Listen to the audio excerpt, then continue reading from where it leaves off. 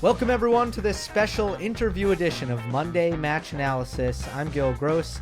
Today's episode is our post-major traditional conversation with Hall of Fame tennis journalist Steve Flink. I look forward to these every time we hit a major, every time a major comes to its conclusion. I know that this is on the horizon, and it's always so much fun. So we get into everything 2020 US Open, from the final between Thiem and Zverev. Still so much to talk about from that insane final. Of course, the Djokovic incident was one of the major storylines. Nadal, the absence of Nadal, the fact that there was no crowd. So much to get to. It's all in here. We got to a ton of topics. So without further ado, Steve Flink. We're joined once again by Hall of Fame tennis journalist and author Steve Flink. His latest book, Pete Sampras Greatness Revisited.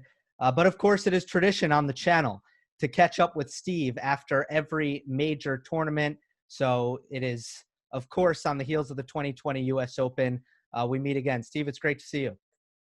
Good to see you too, Gil. Looking forward to this. It was a bizarre Open in many ways, but I'm pleased that we just got through it, to tell you the truth. I wasn't that optimistic up front about the potential for illnesses and people catching the virus and real troubles, but I commend the USTA. They did a phenomenal job. Yeah, you almost feel like it was a major success, considering there weren't a lot of issues outside of Benoit Paire and a couple of other things. So that was great. For that reason, because it was such a strange tournament, I want to start by just asking you a very intentionally vague question. How did you feel taking this in? Strange, very strange, because when I last missed the U.S. Open in person in 1970 when I was in college. I had to go back over to England, and it's a long story, but I meant that I had to be over there prior to the tournament, and the only way I found out about it was through Lance Tingay of the Daily Telegraph. Went out to dinner with him about a week after the Open, and he regaled me with all the stories. But that's the last time I missed the Open. So to be sitting at home, Gil, when I'm used to making this daily drive from Westchester County, about a 1 hour drive out to the U.S. Open, to the Hall of Science, and back after the night session, or would vary day to day, but out there most of the time, with the exception of some night matches here and there that I watched at home in order to make sure I got some sleep. To suddenly not be on the ground for 2 weeks, and also to look into the stands, to see the commentators doing a remarkable job, and they made the adjustment quickly. To see the players make adjust so beautifully to the conditions, but looking at those largely empty stands, it was a little bit jarring at times to think, oh my God, how can this be? But I also was grateful that we had an Open at all.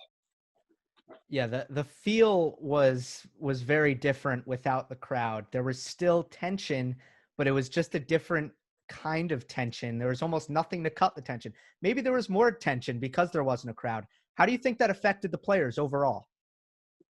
It was hard to tell. I didn't sense that it was really detrimental to anyone, Gil. You would have thought for any of the top players, it was such a difficult experience to not hear the applause. The lesser players, not so much. But I felt they did the transition they made was astounding at times, and that the level of tennis, considering that basically the game had been on hold for 5 or 6 months, with the exception of some exhibition events, was really first rate across the board for the men and the women. I agree with you. Now, let's get to this men's final. Nerves really got in the way of the quality of tennis. Have you ever seen such a nerve-riddled match? No, I would say not. In fairness, I think there were some physical issues too when it came to Thiem. He wouldn't use that. I've heard his comments since, and he said no, he did attribute it more to nerves, but I do think he plays such a taxing style of tennis, and I think that even though he beat Medvedev in straight, for instance, it was such hard work coming back in the second and third sets from a breakdown, and Medvedev serving for both sets, and I feel like he was a little bit worn out physically as well. But no, on both sides of the net, I mean, let's start with Zverev. I mean, for all the people are talking, Gill, I'm fascinated to get your opinion on this too. But I really felt that for it up till a set in 5-1, Zverev was a revelation. It's the way I wanted to see him play consistently that we've seen so rarely, except in some Masters 1000s and the year-end championships that he won, the ATP year-end in London a couple of years ago when he beat Federer and Djokovic back-to-back. But we just haven't seen that freewheeling, confident style of aggression, controlled aggression, coming in at the right times, mixing up. Everything he did was spot on. And obviously, Thiem wasn't up to it, wasn't answering it. That's when the first case of nerves came in, Gill. Would you agree? 5-1 second set. I don't know why he would tighten up there. He's 2 breaks up, going for a third break, and that's when he started to go wrong. That's when he suddenly got conscious of where he was. He played his worst service game of the entire match at 5-2, and then Thiem had probably his easiest hold at 3-5. Now, he was clutch in the 5-4 game in the second set. From 30-all, he won the next 2 points rather impressively. But I agree with you. As soon as there was a point in the match where the mindset certainly shifted and he realized, oh, now I'm supposed to win this match, where I think he went into the match saying, okay, I've made it so far. I've got nothing to lose. I'm playing with house money. Yeah, I couldn't agree more. Because he also knew that inevitably all of us and fellow players and just about anyone on the tennis scene was going to sell him short, given that he'd had to come back from 2 sets down in a pretty mediocre performance against Carino Busta. He'd been in real trouble against Borna Kroric, a set in 4-2 down, and he came out of that in 4. He really hadn't played that well the whole tournament. So there was all of that, and there was the fact that it was his first major final.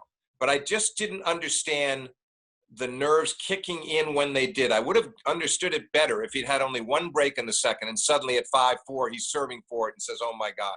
But he had such a cushion at 5-1. Had he closed it out there, or even at 5-2, in the bad game he played on serve that you alluded to, I think things could have been very different in that third set. And that if he'd gotten the break as he did to go up 2-1, he might have run out the match in straight. I think the nerves come from deep-rooted technical deficiencies. The fact that he can't rely on his second serve, the fact that his forehand can go off the rails sometimes. And then I would also add that he kind of defaults to a more passive style than we saw him play in the early stages of this match. So, well, those are all. Yeah. Sorry, go ahead. Finish your point. Well, I was pretty much done there. I think that the fact, yes, it's mental, but I also think it has to do with the technical side as well. Yeah, I slightly disagree. I mean, I agree with you about, here's what I would say. I totally agree with you about the forehand. The forehand can technically go very awry. Although in this occasion, for the most part in this match, his forehand was terrific. Personally, especially first 2 sets. Seemed to be able to hit out freely without making hardly any errors up that side. And that really got inside Thiem's head because he felt he had nowhere to go. The two-hander is a really sound shot. As for the second serve, Gill, it's my feeling that is largely in his head, because I feel like, why can't he find a middle ground between 87-mile-an-hour kicker and 135 for an ace down the tee, hoping it goes in?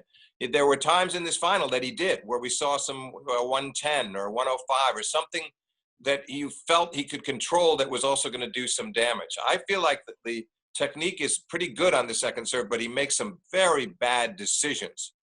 What do you think about that? I think his toss is too high, and I also think that his shoulder turn is very minimal.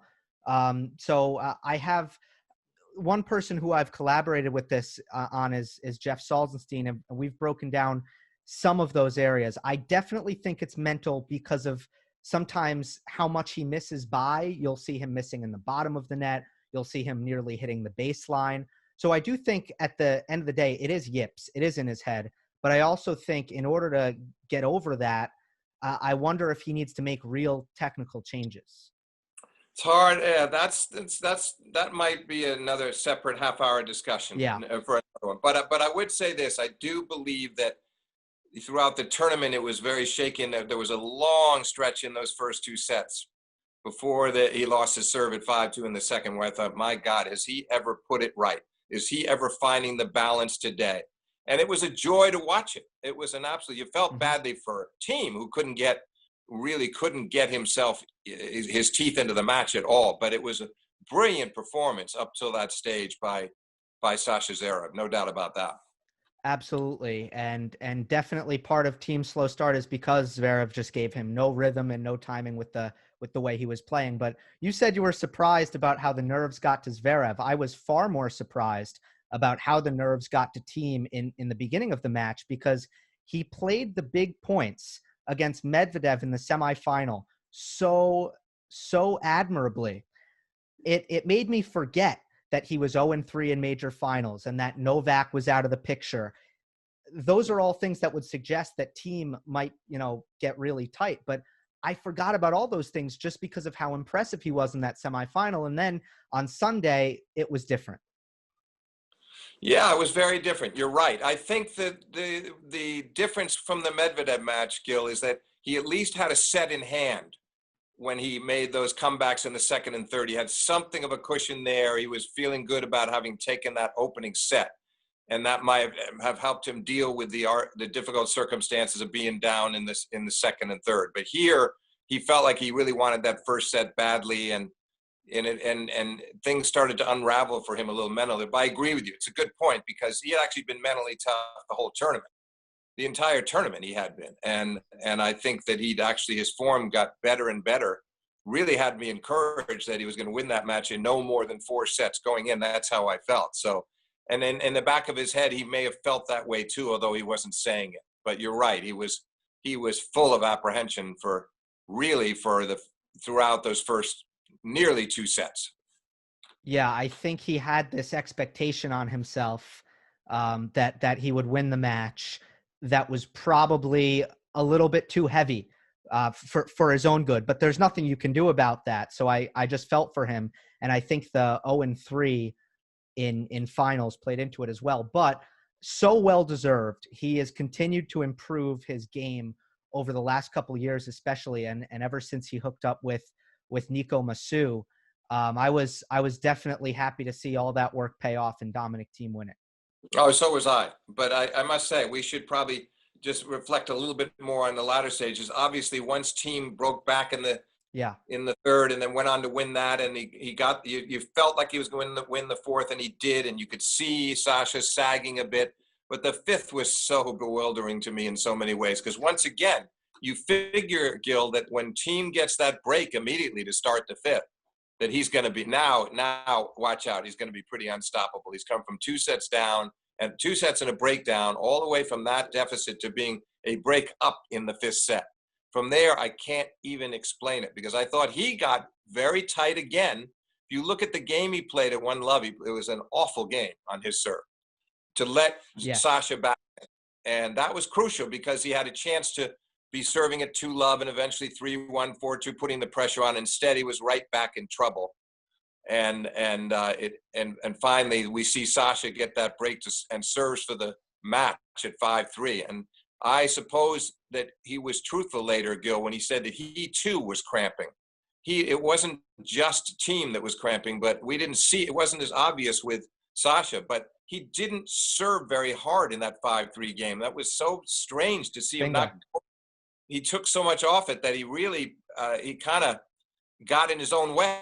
I don't think it was a terribly difficult break game for Thiem, because he didn't have to deal with any bombs being thrown at him or any lunging returns. He was right in there on every point, and he eventually broke him at 30. It was a good effort. And then we go from there to Thiem breaking again and serving for the match, and you see how hobbled he was, and the trainer had rubbed his legs, Mm-hmm. and he gets broken. I didn't know what to think. What did you think going into that tiebreak after both men had served for the match? Who was your money on at that stage? My money was on Thiem because I felt like he was still going after the ball, at least on the forehand side. The backhand, he was slicing every backhand, He was. which was not it wasn't working. I think Zverev was happy with that. But when Zverev's first serve left him, to me, that's okay. He is giving up one of his best and most important weapons, and the team weapon, the forehand, which got him out of some some difficult positions in the latter stages of the match, Dominic was at least still going for it, even though he was making errors. I agree. I totally agree. Those are great points. I would only add this on your comment on the slice backhand from Thiem. Mm-hmm. I felt like one of the reasons Sasha was very happy, it was kind of a floating slice. It was just to keep the ball in play. There was no bite on it. So for Sasha, he didn't have to bend that low to execute his two-hander, and he could stay on top of the rallies with that. So you're right. He was not disrupted or bothered by it much at all. But then we get this crazy tiebreak because, as you said, Thiem was going for the forehand. He wasn't afraid. So there he is with the 2 match points, and he misses forehands on both. He pressed a little bit. And I really thought when they changed ends at 6-all, boy, I think he's done himself in. And that next point was a beauty, though, because, Sasha tried to pressure him and hit a couple of volleys. And finally, on the 3rd attempt, Thiem managed to pass him. And then he got the error on the last point. But it was incredibly suspenseful stuff. We can talk about the level of play being very up and down from both, but the fans had a treat in the sense of you just really didn't know, literally to the last instant, who was going to win that tennis match. The drama was incredible, especially with the stakes and the big 3 major streak that dated back to 2016, and there hadn't been a new major champion since Cilic won it in 2014. Right. Before we move on from this final, the Zverev cramping thing, he specified that the question in the press conference was about the tiebreak. So the one thing I'm confused on is, was he cramping throughout the entire 5th set, or was it just in the tiebreak? That's the one thing that I'm unclear on, and it changes the way you look at the match. You're right. My guess is it must have been there to some degree. I don't think it was just all-out nerves when he served for the match. So I think it must have been creeping in by then, or surely he would have gone for those 135s and tried to get some quick free points and make his task easier. So we're guessing. You're right. He wasn't that clear on it. Right. We will never know. We will never know. But I have to say, Gill, that the sportsmanship of these 2 guys afterwards was really such a credit to them both, because the team saluting, both of them saluting each other so genuinely, and Zverev, breaking down in tears, but still giving Thiem his due. I thought it's about as honorable a job as I've ever seen 2 finalists against each other do after one of these majors, and a heartbreaking setback for Zverev, but did he ever handle it with grace? Yeah, the whole thing was incredibly human, both during the match and after the match. And I think especially Zverev, I think he probably came out of that match with a lot more fans than he had coming in. I thought it was a really good thing for him. And you know what? I also don't think that there's going to be that much scar tissue from this, because I think I'm so glad you're saying that. I couldn't agree more. I couldn't agree more, because look, he knows he came close. He knows, he's got plenty of time. And I agree with you. I think there's going to be a good learning curve from this. And I think he'll put it all in perspective and realize that, yes, he could have won in straight. And yes, he could have served it out in the 5th. But the fact remains that he had a great tournament and finally put himself in a position to do it. So that the next time around, I think he'll be a lot more comfortable. Plus, he knows what Thiem went through with the 3 final round losses. Leave aside the fact that 2 were to Rafa and 1 were to Novak. There's still losses in the finals, and there's still bruising defeats. So he knows enough history. I'm sure he's been told about Lendl and Murray, and both of them losing 4 finals before they broke through. So he will not despair. I see it exactly the way you do. I think he knows that there's so much more. He can get so much better. And, he was so close, but he knows he can be more ready the next time he's there. So, what I like, Gill, by the way, that we didn't talk about, what I loved about when he was flowing in the first 2 sets was the combination of offense and defense. Because that was another way he really thwarted Dominic in that stage, was when Dominic did get on top of a rally, Sasha had arms that were extending into the stands. I mean, he was running down everything and willing to win points that way, as well as being the aggressor. And I thought the combination was irresistible and impressive, and shows how versatile he is in his way. Plus, his backhand volley was golden. When he got up there, the low backhand volleys, I mean, it's very unusual for a guy with a two-hander to hit the one-handed backhand volley as well as he did. I think he's worked hard on it, because when I first watched Zverev play in 2017 and 2018, I considered his volleys very weak. Yeah, I agree. He's worked hard. He's worked very hard. So I do agree. I think you're going to, and then in turn, we should talk about Thiem. I think for him to have the monkey off his back, huge. That now we will see some real progress from him. And inevitably there's going to be at least one French, and I suspect more than that. And I think he's going to do well in Australia. The only one I'm not sure about with Thiem is Wimbledon. That's always maybe going to be the toughest one for him to win for a variety of reasons. Is it the return, though? Is the return the main issue? I think so. Don't you? So, I mean, look where he was against Zverev on the hard course, but on the grass, I don't think he can get away with it. And that seems to be the biggest problem. Is maybe with the help of Masu, he can change that. He can learn to start moving in and adjusting. If he makes that adjustment, I might feel differently. But right now, I feel like it's hard courts and clay for him. Clay, obviously, it's just inevitable. And Rafa, one of these years, he actually will be human again and lose. And it might be the Thiem is the one to hand him that defeat. You never know. I mean, so far I haven't believed in him against Rafa at Roland Garros in best of 5, but I'm not so sure anymore. I think at this, especially in a season like this, by the way, if they met in a few weeks, the players are not worn out like they usually are. Sometimes they've played a long clay court circuit. They played 4 tournaments heading into Paris. They've been through a lot of wear and tear. If Thiem could play Nadal, having not had too many long matches going into that semifinal or final, whatever it is, he just might have a shot.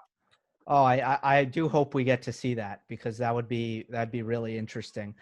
What I will say about the scheduling, though, is I found it interesting that all 4 semifinalists at the Western and Southern Open, none of them went past the first week. Now, Novak is well on his way, and we'll get to that in a moment. Right. That's a very good point. Yeah. So I think the schedule is going to be difficult for people, and there might be instances where players basically play too much tennis, because that's just how the schedule is. Yeah, I think fortunately they're in Rome right now, and the top ones will take next week off. Thankfully, they really need it, especially those that have been in New York. And obviously, Thiem took this week off, and Zverev. I think that they'll be okay. But it's no doubt it was tricky to have to put Cincinnati right on top of New York, and I think that may have been one of the kind of factors in the Djokovic psyche, is that he had not only this whole issue with the new Players Association, but some tough matches at the end against Bautista, Good, and Raonic in the Cincinnati event, and then kind of no time to breathe. But he played the Cincinnati final on Saturday, not Friday as it originally would have been played, and then he's right back at it Monday in the first. I never think he never got a chance to kind of relax. And that may have been part of the reason why he was a little bit edgy all the way through the tournament, right up until the explosive moment against Carina Busta.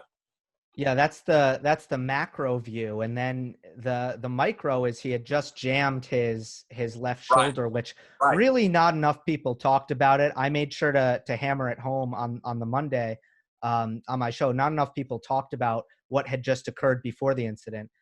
You know what, Gill? Not just that. You're right. That shoulder was important. It was nagging at him. We'll never know how serious it was. But in turn, I think he was also really irked that he would have 5-4, love 40, triple set point, ready to just put the match virtually in his pocket. And he didn't convert those set points. And he had smashed a ball against the lower fence at the side of the court after the 3rd set point eluded him. And I think that really bugged him too. And then you had the shoulder, the combination of the two. You're right. And so he was definitely it was bad karma in a lot of ways. Plus, the other strange thing about that incident, Gill, was that, as you know, you've watched a lot of tennis. These guys essentially have eyes in the back of their heads. So when Djokovic didn't turn and look in the direction of the lineswoman, normally he would have had a clear sense as he swatted that ball where it was going, and it would be right in the middle of the fence. That part baffled me. I didn't understand what happened to him there, because normally he would know. He wouldn't even have to look. It'd be like, okay, I know where they're sitting, and there would have been no issue, right? Yeah. Now, a couple things. One, I mean, if he wasn't frustrated, I think he would have just taken the ball out of his pocket and dropped it on the court. Yeah. But I think you make a great point. If you are going to hit the ball, it's very surprising that he wouldn't, basically understand exactly where the lines people are. Yeah. Is there any, I think most people are kind of in agreement, there's nothing the umpire or the tournament referee can do there. Although it's a big blow to the tournament, that's the call that has to be made. I think so. You saw that the Frenchman. Shapovalov? No, the Frenchman during the Cincinnati event. I never Oh, pronounced Bednane. Bednay. He hit I the don't know if ball he's against French. the fence. His hit the fence. Yeah, maybe he's not French, but he smacked that ball against the fence. It bounced up into the cameraman above. Yes. And Lars Graf talked to everybody, and that did not turn into a disqualification. Granted, He got a warning. Yeah, got a warning. Or a code violation. Yeah, far different incident, granted, and there was no way that you saw that he didn't hit the guy hard. So I don't think, given that the ball hit the woman in the throat, there was much they could do. And I think Novak kind of knew it. I do think some of the critics who said that didn't like him trying to bring up a solution to the officials, I think that's being a little hard on him. He just was hoping there was a way they could punish him less severely and that the match could continue. But under the circumstances, I don't think they did have any choice. I'm just saying, Gill, to me, it was a freakish moment. I think if you put him in that same situation 100 more times, it wouldn't happen that way. He might smack a ball, but it would end up in the fence nowhere near. I mean, I know there have been some close calls in the past, but I just don't. I felt it was kind of freakish. I agree. And I also, when Novak's at the net trying to plead his case, he's a defense attorney. That's really all he is. And you can't put much weight into what he's trying to say to try to not get kicked out of the tournament. But it was sad. The bottom line, it was sad for the tournament. I think he had a clear path. I think at the least we would have seen him in the finals. I think Thiem would have been the only one that would have had a really serious shot at beating him. That's my feeling. Yeah, I think he was playing pretty well, and the draw was fine. And I don't think there were going to be too many obstacles for him. We'll never know. But I do think it was great to see him back on the court in Rome, to see him entering Rome and just getting on with his life. It's the best thing he could do. Let me ask you this. We've seen this happen to players in the past. Tim Henman hit the ball kid. Denis Shapovalov hit the chair umpire. And then Nalbandian didn't hit a ball, but he hit kind of a barrier in front of a lines judge. Right. All of these players mean no harm. It's a complete accident in all of the cases. Do you think that the rule itself needs to be revisited? Should there be kind of room for interpretation? Well, I think so, and I think they might want to look at that, because then things could maybe turn out different. Yeah, I mean, you probably saw there were some things floating around the internet, some stuff of Federer hitting a ball boy once in a match and play almost playful, but he hit the ball behind his back. Interestingly enough, that's another case of you would have thought that he would have found a way that it would have landed somewhere else or by the side of the net or wherever it might be, but. Yes, I think they could look into that. But I guess the bottom line is once that woman was hit where she was, as opposed to maybe hit her on the foot, he hit the ball and it would have been fine if it hit her on the foot. Right. Now I didn't like that people were comparing with the Federer video. I saw it as well, because that ball is in play. It had just been called out moments ago. So as a ball person, you're looking to then retrieve the ball, and I think Federer was trying to hit it to the ball person. And yeah, he was. It's an accident, but I'm just saying that you definitely need to interpret the rules, which is what Lars Graf was doing, and frankly, Lars made the right decision in his case in the Cincinnati event. But they might want to look at it, Gill. They might, and then in turn, Novak, obviously, I think for the rest of his career. It's a harrowing moment. You don't forget it. And he knows it cost him potentially his 18th major. So he doesn't want to do that to himself again.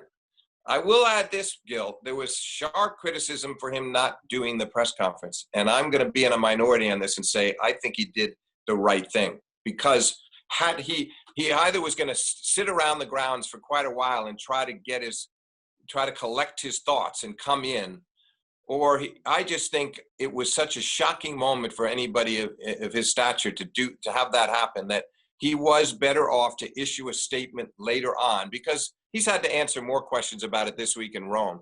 I think we needed to hear from him, and he made sure that we did hear from him that night. I don't think it was a terrible transgression, because I do believe that it would have been an almost impossible press conference to conduct. And it was one of those moments that he'll never experience anything quite like that again. So I'm not going to join the chorus of critics who are coming down on him so hard and saying he should have manned up and been in there. I think under the circumstances, take the fine, but speak to the public and be gracious about it, which he was. Yeah, it didn't.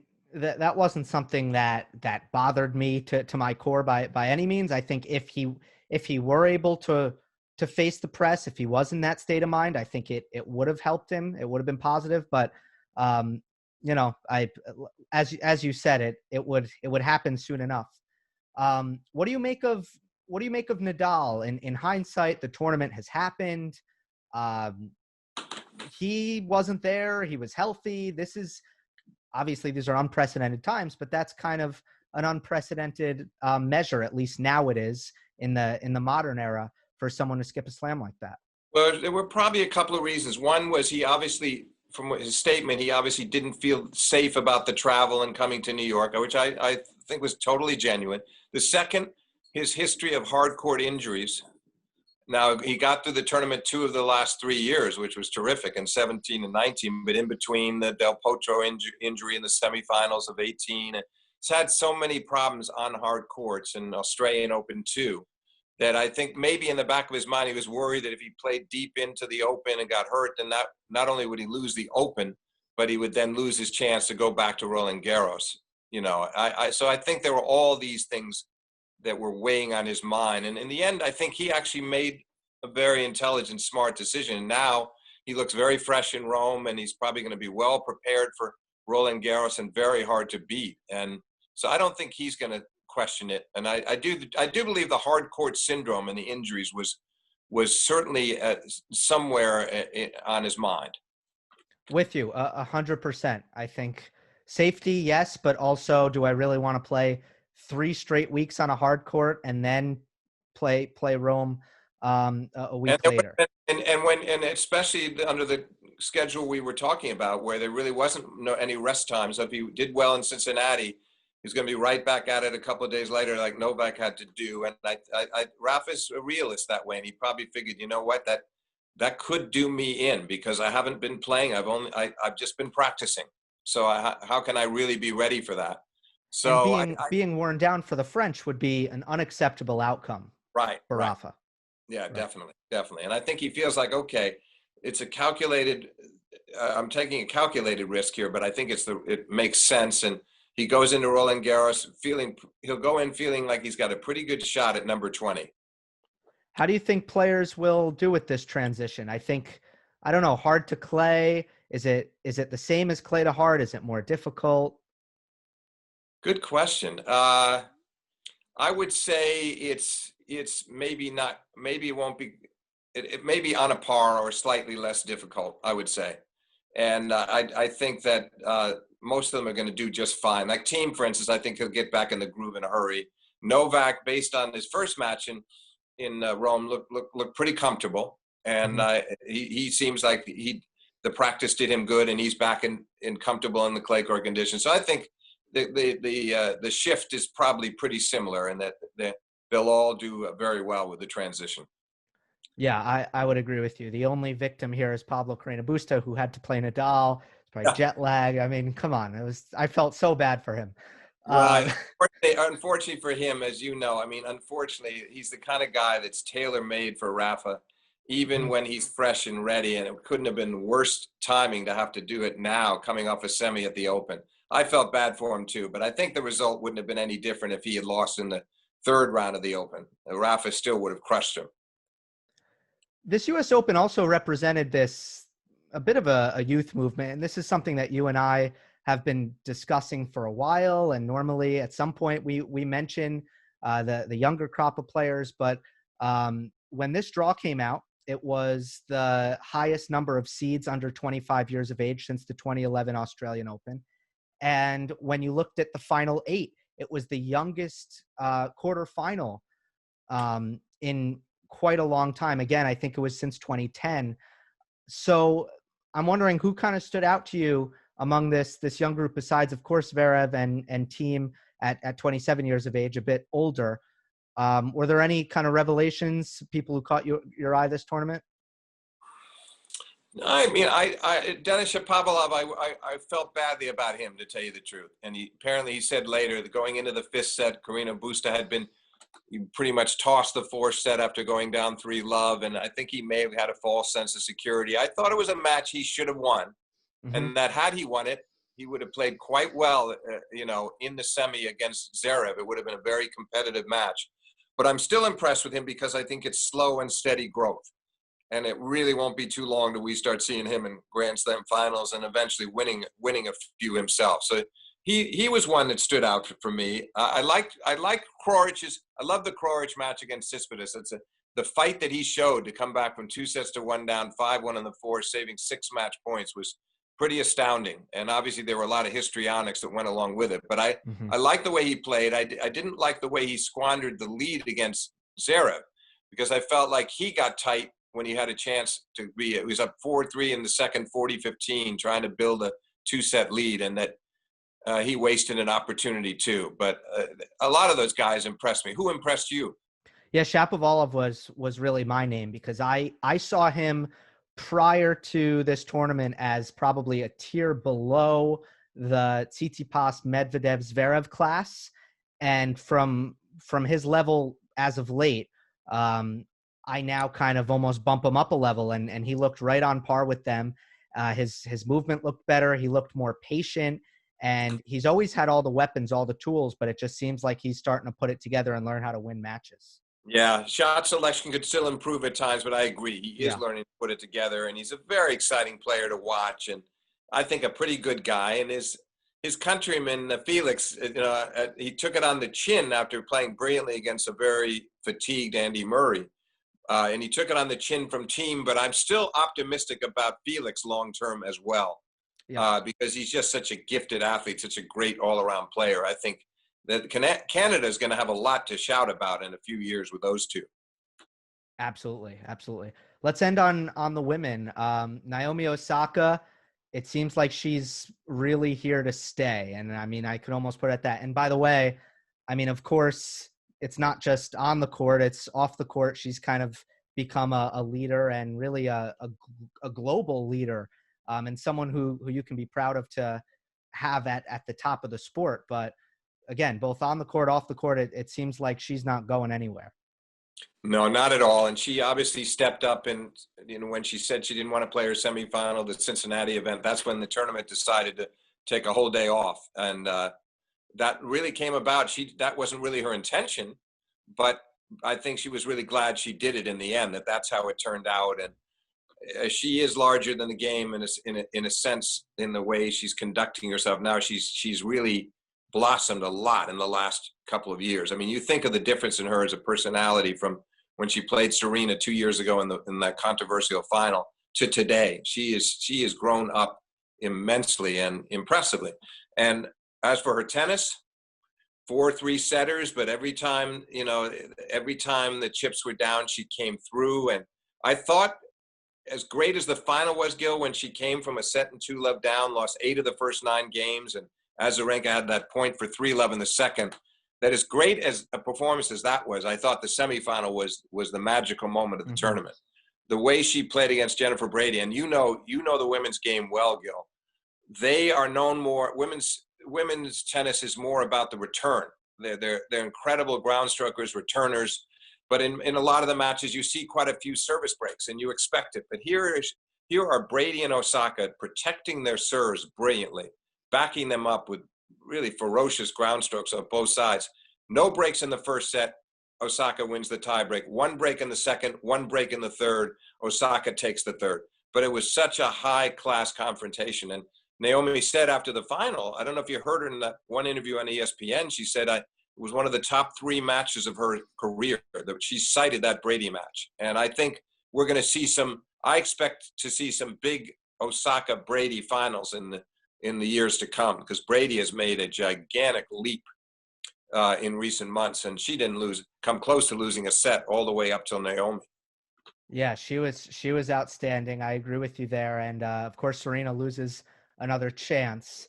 She again. I think you're right. She lost a chance. A great Yeah. performance from the way that Azarenka struck back so boldly and found her range on the returns and just totally outplayed Serena the last two sets. But there's this, I hate to go back to the word syndrome again, but the Serena syndrome is 1 3-setter after another. All but 2 matches since the comeback have gone 3 sets. That to me is a concerning sign. It has to be in her camp, because she even talked about it during the Cincinnati part of the tournament, that she needed to win some matches more quickly. That's a lot of time on court for her now, as she's turning 39. And I think it's remarkable that she's back in the semis and 1 set away from the final. But I think the problem for her now, Gill, is that yes, she can still beat anyone in the world, but there's a wider cast of players that can now beat her. Mm-hmm. And it's going to make that 24th major might be elusive for that reason. Do you think it's a focus problem? Sometimes it seems like she just goes in and out over the course of a match recently. Could be. She's the only one that really knows that. I feel like it's that she has trouble sustaining it. Don't know if it's total focus, because sometimes she's losing the first set and coming back. Sometimes she's dropping the second. It varies match to match. Obviously, the Serena of say 2015 is not. I don't care how well Azarenka was playing. If Serena wins the first set 6-1, I think the match is over. That's my feeling. And so I do think it's harder for her to close now, but whether that's wandering mind or just not having the skills to do, not having the within her, not coming through when it counts, securing a breakpoint opportunity and putting it out of reach. They're staying with her shot for shot, toe to toe. They're with her from the baseline now, a lot of these players. So Serena, it's so incumbent upon her to serve her way out of these crises, and sometimes she's not been able to do it. And the Azarenka match is a perfect example. The great returner beat the great server. Right.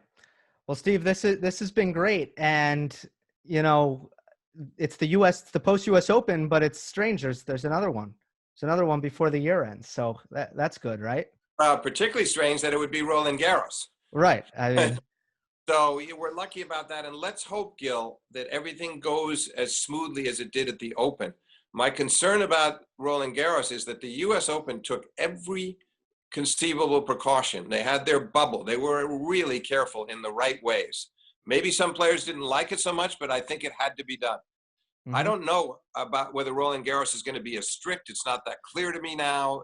They're going to allow some press. They're going to allow, I think the latest was 5,000 spectators, but I worry about the fact that I think they should have done it more like the U.S. Open in Rome. And if I were them, I would have said no spectators at all. That's my feeling.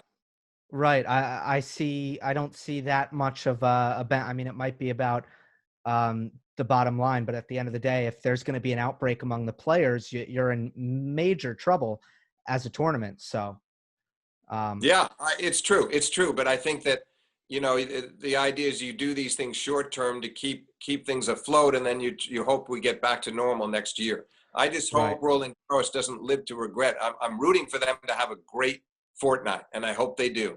And yes. I just don't want to see players getting sick and serious problems erupting as a result of perhaps not being as strict as they need to be. Absolutely. All right. Well, Steve, pleasure as always. This was so much fun. It's always, again, I always look forward to this. As soon as the major ends, I think, okay, time to email Steve, and these chats are just so enjoyable. Gill, it was great fun. And I think we covered a lot of ground on this one. We did. We're flying through it, but also going in depth and covering all the bases. Yeah. All right. Well, talk to you soon. Always fun to exchange these views with you, Gill, and let's do it again after Roland Garros. Absolutely.